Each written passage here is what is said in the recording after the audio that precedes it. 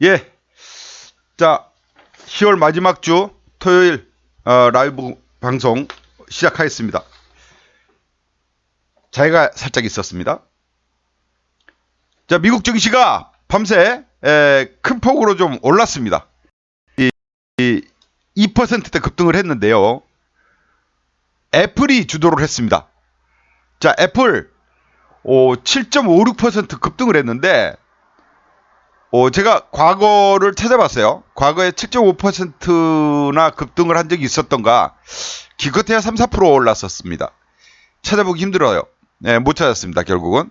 그러니까 기록적인 급등이다.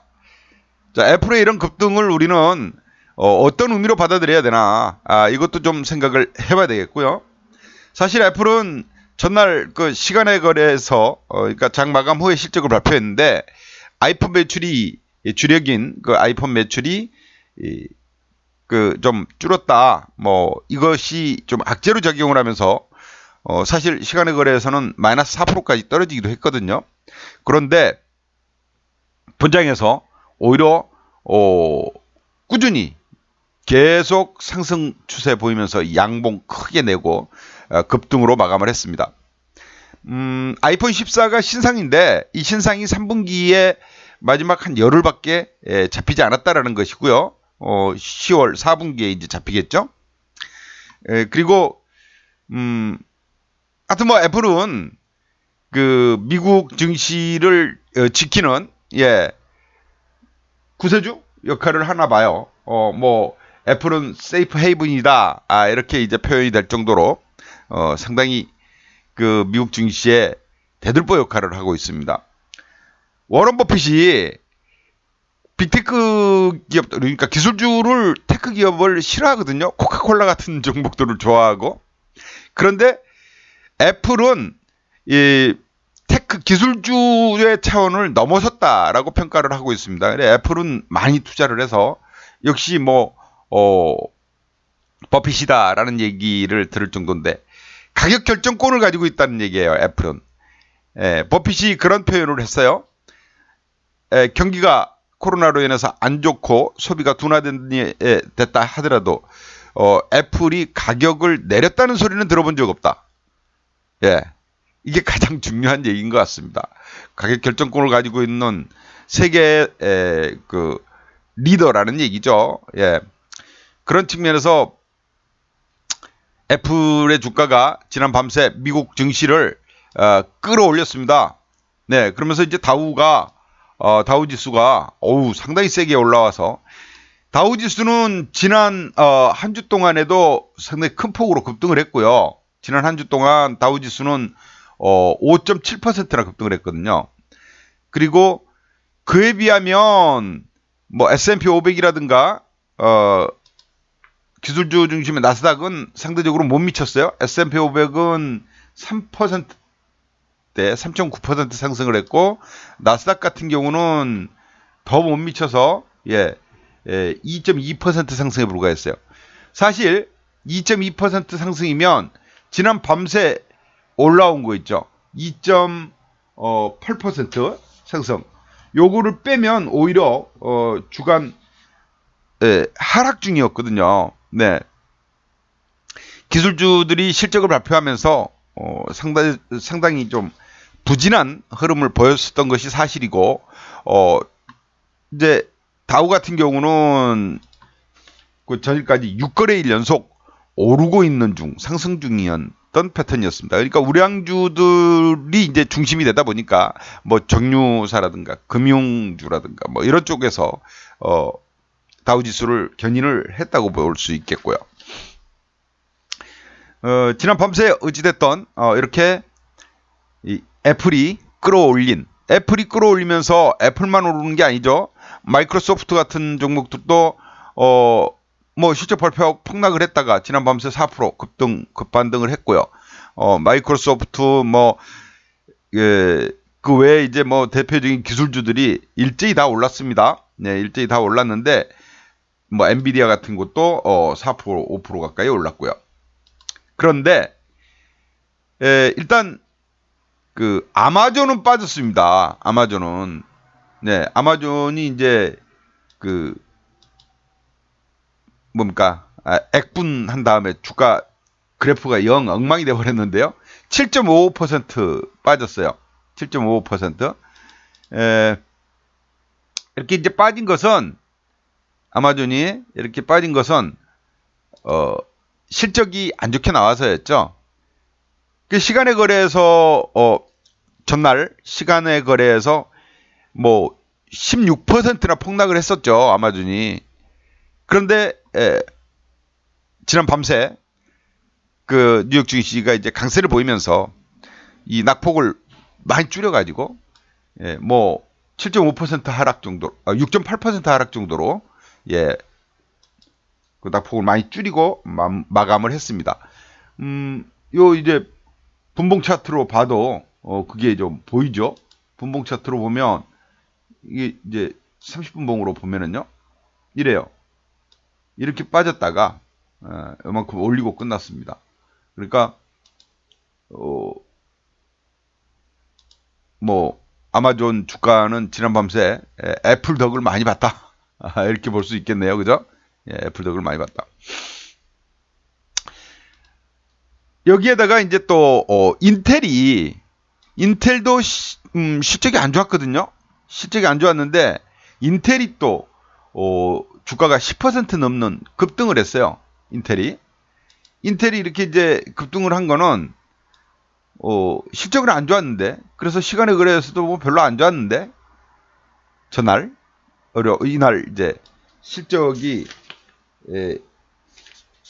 그 좋아서 오른 게 아니고 이놈도 마찬가지. 일단 내년도 전망을 상당히 어둡게 봤습니다. 그럼 악재가 다 겹친 건데 왜 이렇게 급등을 했냐? 상황이 안 좋으니까 고용 감축하겠다, 인력 감축하겠다, 그것도 수천 명을 줄이겠다. 이게 오히려 호재가 됐습니다. 이런 이제 경기 침체 위기로 이제 접어들고 있다라는 것을 여기에서 이제 보여준다고 보면 되겠습니다. 일단 인텔이 고용을 감축한다라는 얘기가 주가에는 호재로 작용을 하면서 올랐다라는 것 염두에 둬보시면 좋을 것 같아요. 애플이야 뭐 헤이븐이니까 가격 결정권을 가지고 있으니까 그만큼 뭐 오를 수도 있는 거죠. 워런 버핏이 인정한 기업. 기술주는 워런 버핏이 싫어하지만 애플은 이미 기술주의 범위를 넘어섰다. 그렇게 평가를 했습니다. 뭐 코카콜라 같은 종목들 좋아하잖아요. 워런 버핏은. 사람이 아무리 힘들어도, 아무리 어려운 환경이 돼도 꾸준히 성장할 수 있는 기업, 꾸준히 찾을 수밖에 없는 기업. 코카콜라 먹던 사람들 거의 중독증이 있다 그러죠. 코카콜라 실적도 좋게 나왔어요. 코카콜라 실적도. 얘가 그러니까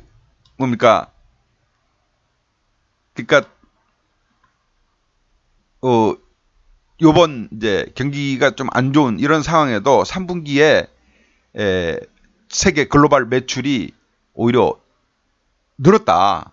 그러니까 달러가 초강세를 보이면서 글로벌 이제 빅테크 기업들이 기술주들이 그래서 하락했지 않습니까? 달러가 높아지면 올라가면서 해외 매출 부분이 달러로 환산했을 때 오히려 줄어드는 이런 효과. 그리고 해외에서 이제 미국 제품에 대해서 가격이 너무 올라간 것에 대한 부담, 이런 것들이 작용을 했는데 코카콜라는 아니더라는 얘기예요. 실적이 계속 늘더라는 거야. 그래서 코카콜라 같은 경우 지난 밤새 이렇게 이제 또 올랐죠. 이런 그 기준을 가지고 있는 워런 버핏은 그래서 돈을 잘 버는 것 같습니다. 또 하나 이제 지난 밤새 좀 미국 기업에 대해서 미국에 대한 전망 조금 더 긍정적으로 보고 있는 부분은 강달러 기조가 좀 주춤해졌다, 꺾였다라는 표현까지 나왔습니다. 그렇죠? 달러 인덱스를 보면 고점 대비해서 이제 슬슬 횡보 내지는 우하향성의 움직임이 나오고 있다라는 것이에요. 이래서 이제 추가적인 달러 강세보다는 달러 강세 기조는 앞으로 점차 약화될 것이다. 이렇게 이제 표현이 됐습니다. 즉 방금 전에 말씀드렸듯이 빅테크 기업들이 달러 강세로 인해서 이익이 줄어드는 것을 이제는 뭐 어느 정도 그 시장 반영이 됐다.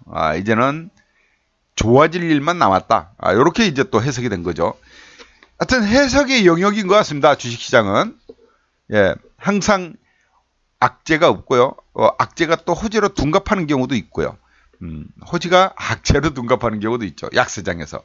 그러나 이제 약세장이 어느 정도 진행이 되고 나면 반등의 뭐 어떤 실마리를 찾기 위해서 작은 재료도 크게 부풀려진다거나 또 악재가 호재로 둔갑을 한다거나 이런 경우들을 우리는 자주 봅니다. 지난 밤새 그런 바닥권에서 저가 매수를 유인할 수 있는 그런 해석들이 나왔다. 네, 이렇게 보시면 되겠습니다. 왜 그렇게 말씀을 드리냐면 밤새 요거를 제가 하나 준비를 했는데요. 밤새 미국에서 이제 이 개인 소비 물가 지표라고 PCE 물가 지표라는 것이 발표가 됐어요. PCE 물가 지표. 요게 연준이 상당히 중요시하고 있는 부분이거든요. 예, 연준이 아주 중요시하고 있는 부분입니다. 근데 요게 지난 밤새 상당히 긍정적으로 나왔다. 긍정적으로 안 좋게 나왔다. 그럼에도 불구하고 이걸 긍정적으로 해석을 하더라. 예, 이겁니다. 보세요. 지난 1월부터 지난 밤새 발표한 게 이제 9월물이에요. 9월물. 여기에 발표가 됐는데 1월부터 쭉 보면 이게 이제 여기까지 그러니까 일반 CPI 소비자 물가는 종합적으로 전체 소비자 물가는 1월 달부터 꾸준히 증가하다가 여기에서 이제 6월 달에 멈췄죠. 그죠? 6월 달에 정점을 찍고 이제 내려왔단 말이에요. 쭉 내려오는 경향을 보였는데 그런데 근원 물가라고 하는 거 있죠. 그러니까 요거는 지금 에너지라든가 또 식품 이쪽은 이제 변동성이 크니까 그걸 빼고 코어라고 하는데 그걸 뺀 물가는 이 9월이 정점이 아니고 9월 정점이라면은 5.9잖아요. 오히려 늘어요, 지금. 그죠? 늘고 있죠? 그러니까 는다 그랬다. 증가하고 있잖아요. 9월 달에 오히려 6.6%로, 예?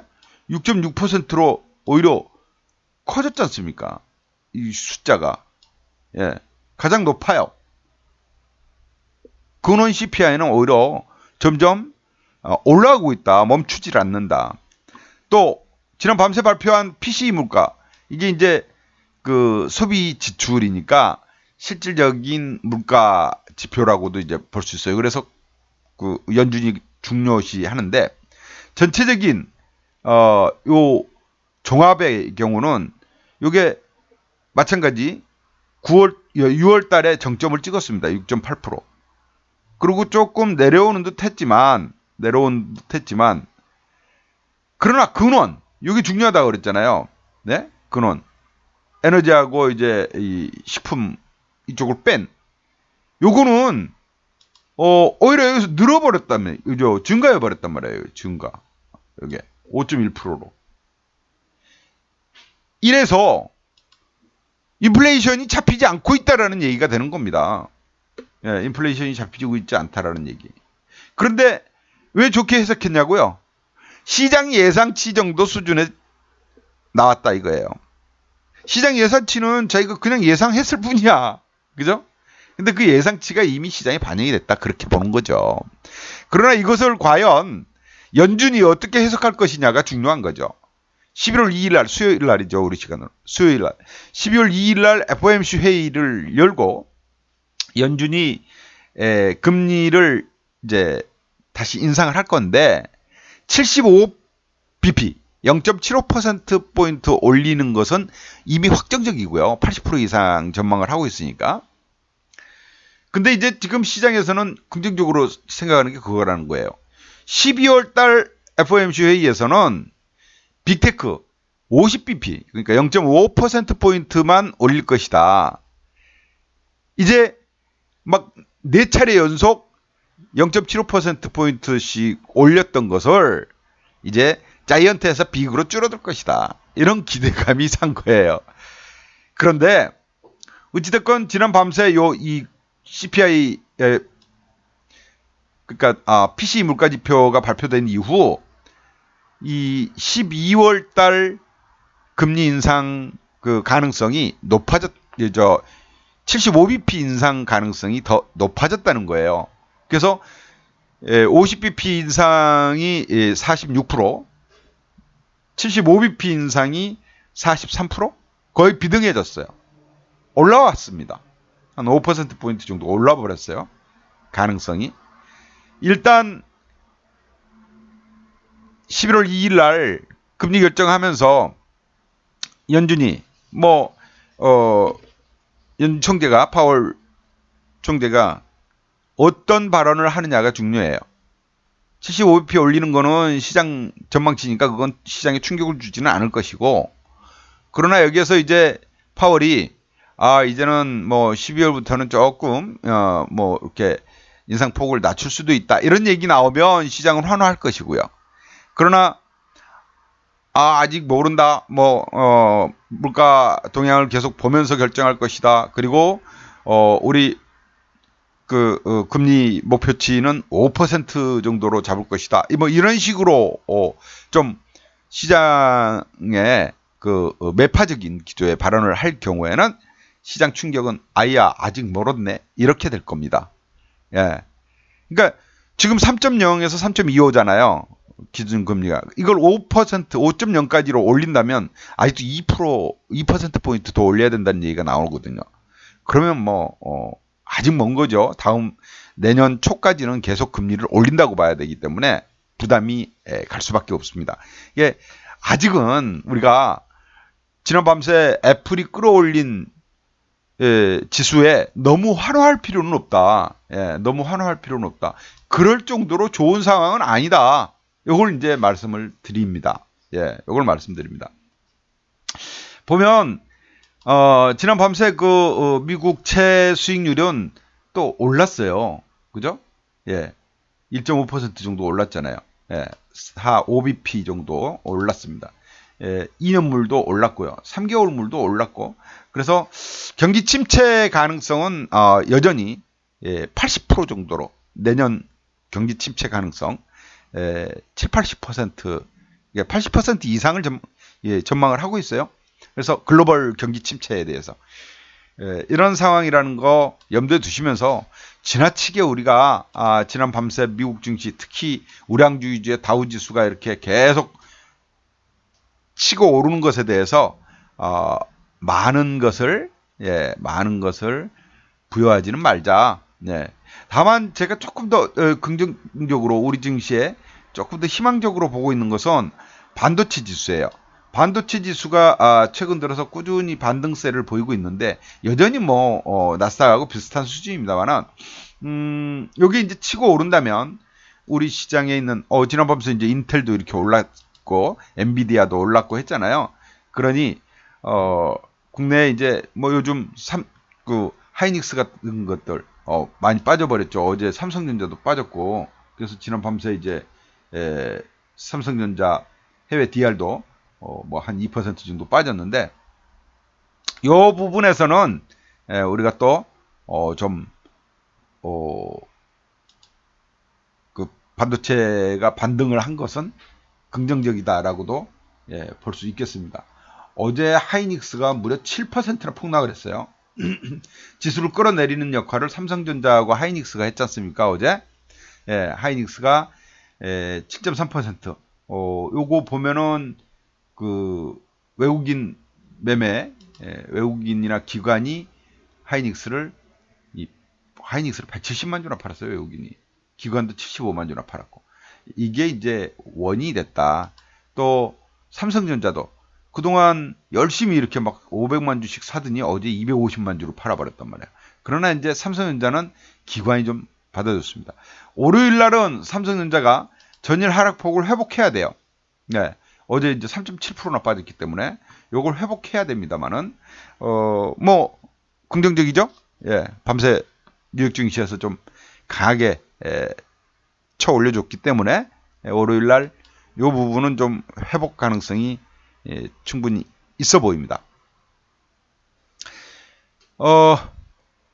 아까 이제 뉴욕 증시에 대해서 지나친 낙관은 좀 미루자라고 말씀인데, 일단 제가 계속 여러분에게 강조드렸던 게 이번 다음 달 2일 날 있는 FOMC 회의 결과를 보고 시장에 대한 전망을 가져가자라는 게 제 주장이었잖아요. 그죠?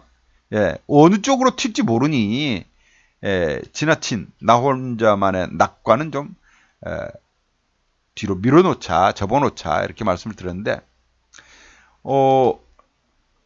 제가 그 연말 소비 시즌 관련해서 아마존이 이제 이렇게 빠진 것은 실적도 안 좋지만 전망도 좀 안 좋은 이런 상황이잖아요. 이제 11월 달부터는 뭐 블랙 프라이데이니 뭐 또 산타랠리니 뭐 해가지고 연말 소비 시즌으로 접어드는데 이 연말 소비 시즌에 대한 전망이 또 별로 안 좋게 나오고 있습니다.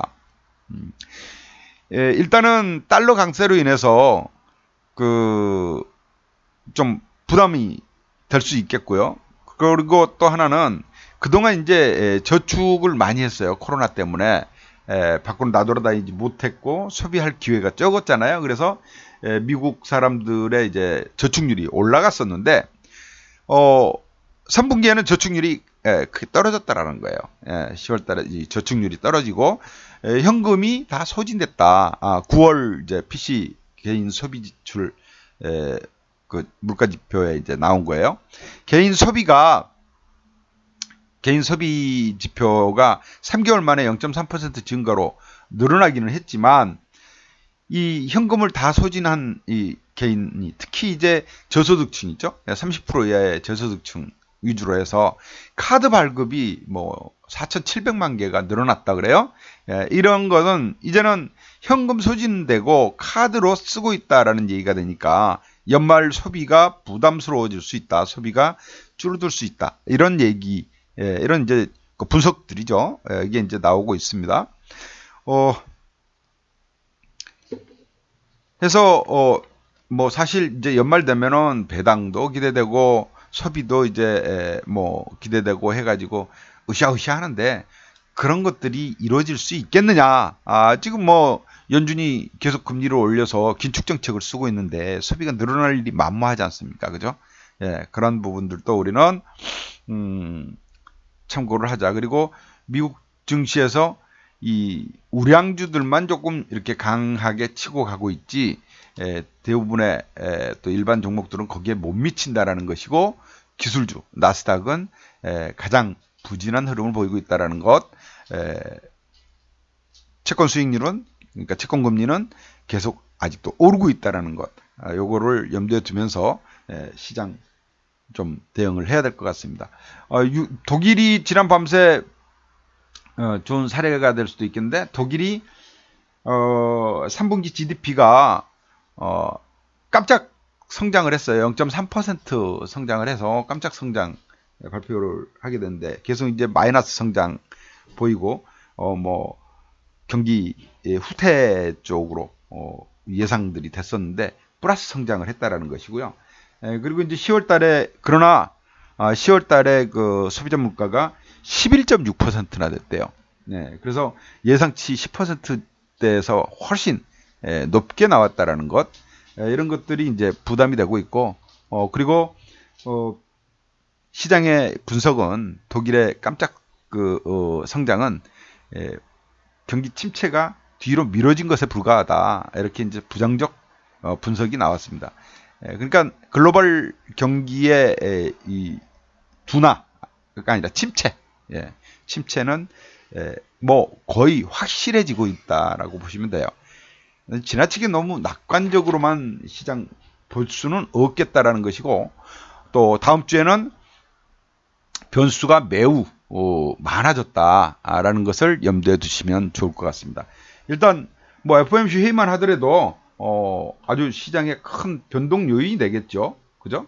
예, 변동성 요인이 될 것이고, 그리고 다음 주에는 이제 굵직한 지표 발표 중에는 월요일 날 중국의 이제 PMI 지표, 뭐 산업 생산 같은 것들, 뭐 이런 거 소매 판매 이런 것들이 이제 좀 발표가 되고, 우리나라는 1일 날 10월 달 무역 수지 발표가 있습니다. 또 적자가 거의 확실시되고 있잖아요.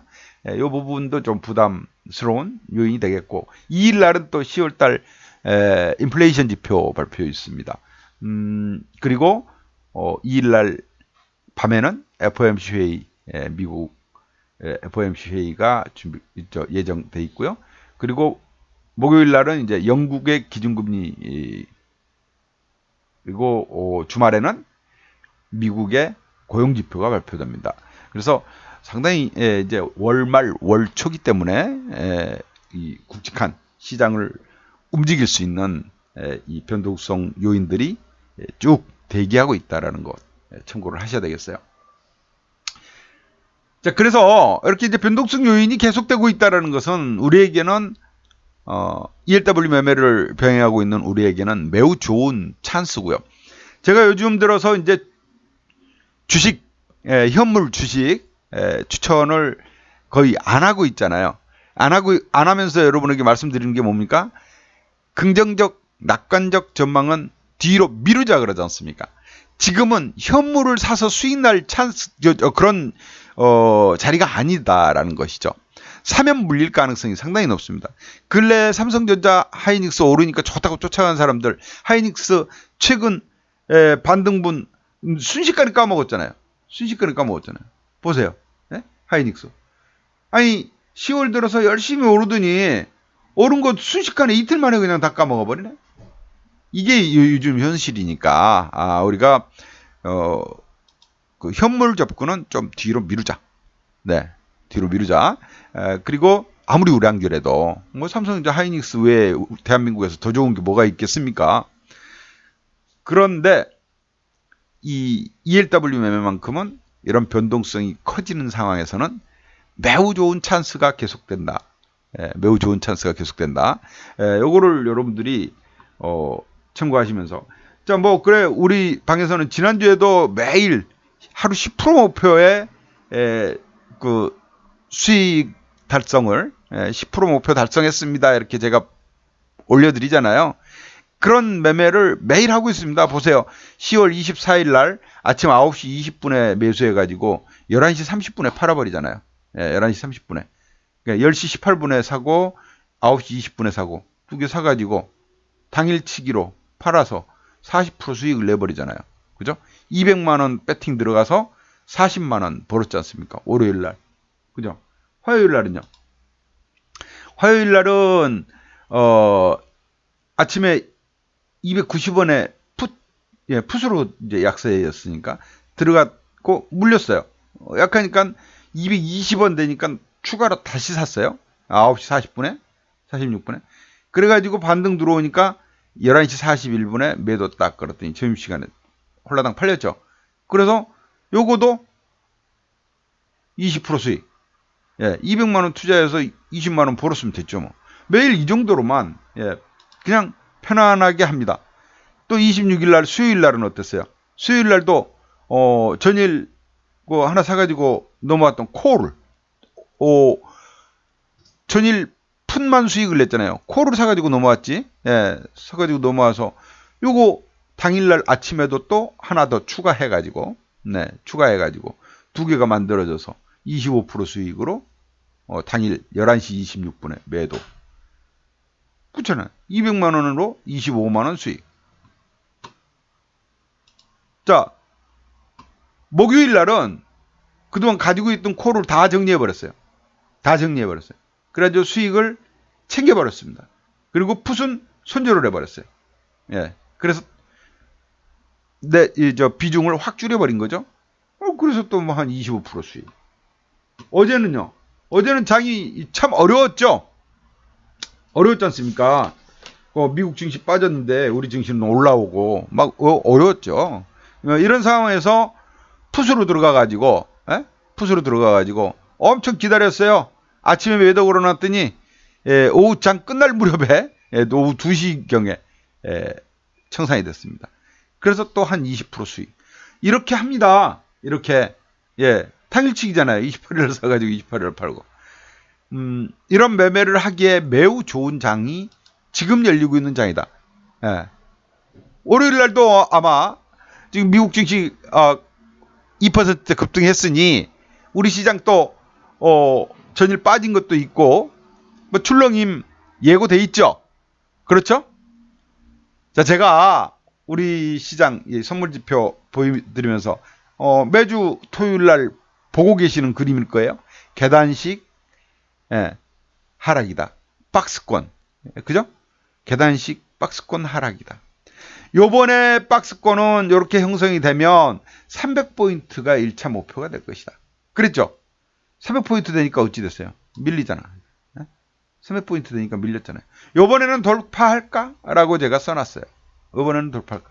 지난번에 제가 여기에서 외바닥보다는 쌍바닥이 더 탄탄하다. 그랬죠? 그랬더니 300까지 가버렸잖아요. 그리고 어제 빠졌어. 자, 60분 봉으로 보겠습니다. 60분 봉으로. 이거 지난주에도 보셨던 거야. 지난주에도 보셨고 제가 계속 강조드렸죠. 반등, 요번에 반등이 들어오면 3분의 1 반등 들어오면 3분의 1 반등 들어오면 300까지 갈 것이고, 그죠? 3분의 1이면 1차 저항 300까지 갈 것이고, 2분의 1까지 하락폭의 2분의 1까지 요만큼 하락했잖아요. 52포인트 빠졌으니까. 요게 반등이 들어오면 그럼 한 26, 7포인트 정도 올라오겠죠. 그죠? 27, 8포인트 정도. 그러면 요 자리, 그러니까 310 정도 선까지도 올라올 것입니다. 그죠? 이렇게 말씀드렸잖아요. 이렇게 말씀드렸어요. 그랬더니 지금 어때요? 일단은 300까지는 올라왔어요. 그리고 어제 빠졌단 말입니다. 월요일에 다시 반등 들어오는데 300 돌파하고 치고 가느냐, 300에서 또 저항받고 밀리느냐, 요게 관건이겠죠. 그죠? 그럼 우리는 어떻게 대응을 해야 되냐? 월요일 날 봅시다. 월요일 날 또 재미있는 하루가 될 것 같습니다. 치고 오른다면 310까지 내다보면서 배팅 들어갈 수 있는 거고, 그죠?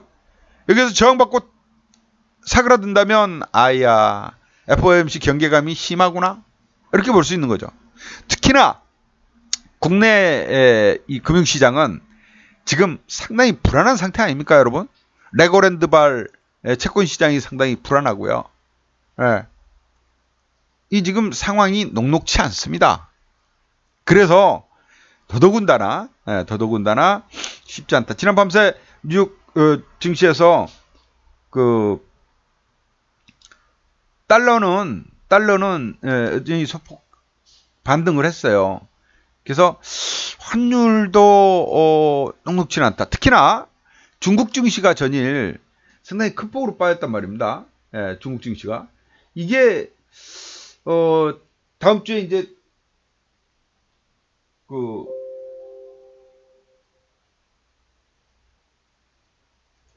중국이 다음 주에 그 국가통계국에서 월요일 날 PMI 지표 발표가 있는데, 어저께 이제 그 홍콩 증시는 이 13년 만에 최저치로 떨어졌어요. 중국도 이렇게 이제 거의 저점으로 또 내려왔지만 홍콩 증시가 다시 또 이렇게 박살이 났습니다. 시진핑 시황제가 이제 나타나면서, 그죠? 시황제가 됐잖아요. 뭐 3년임, 그리고 이제 영구 집권이 가능한 수준까지 이제 올라왔는데, 중국 기술주들이 막 급락을 했어요. 텐센트 같은 것들 급락을 했고, 샤오미, 알리바바 이런 것들도 뭐 5% 넘게 빠지고, 뭐 이런 것들이 이제 홍콩 증시, 뭐 중국 기업들이 많이 들어와 있으니까 또 중국 증시 하락에 이제 원인이 됐는데, 이게 참 홍콩이 참 안타까운 짠하다고 그러죠, 우리말로. 예, 짠한 그런 이제 상황 왔는데 중국의 그 3분기 소매 판매 증가율이 심각한 수요 부진으로 인해서 2.5% 증가에 그쳐버렸단 말이에요. 이게 이제 부담인데다가 또 뭡니까 사회주의 성향이 강한 이제 이런 정책이 앞으로 나올 것이다라는 시진핑 연임으로 인해서 이런 것들이 악재로 지금 작용했다. 네, 그렇게 보시면 될 것 같습니다.